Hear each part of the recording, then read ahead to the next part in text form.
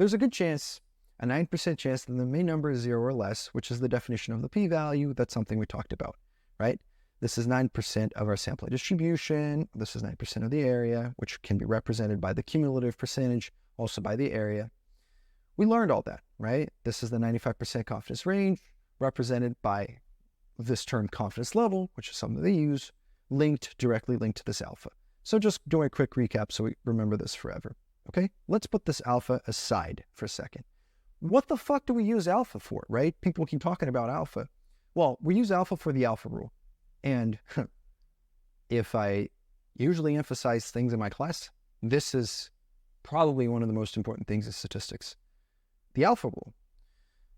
Alpha is the gatekeeper, right? The gatekeeper is the guard who stays in front of your castle, if you have a castle. If you don't, I just explained it to you.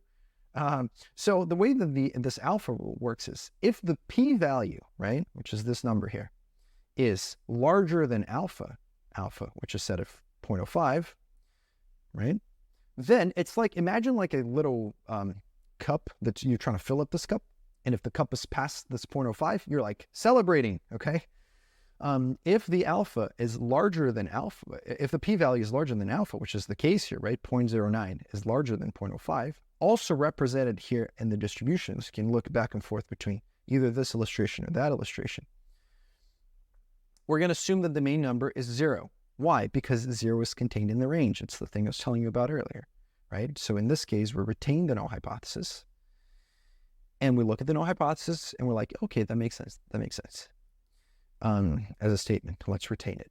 Now, if, let's say, different world, okay? Different world in which the p-value now has a number of 0.010. Different study, different universe, different data set, different everything. P-value, hypothetically in that scenario, 0.010, right? We plug 0.010 here. So 0.010 is, 1% of the total distribution, right? I forgot to do the arrow here, but it's 1%. So if the p-value is smaller than alpha, but here it's also represented quite accurately here in the drawing, right? So 0 and your cut point.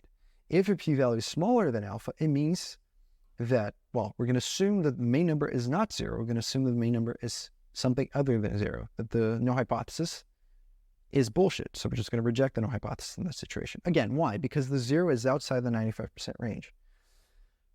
So these are the two drawings, right? If the p-value is larger than alpha, we retain the null hypothesis. If it's smaller than alpha, we reject the null hypothesis. Now, I'm trying to show you an illustration to help you out.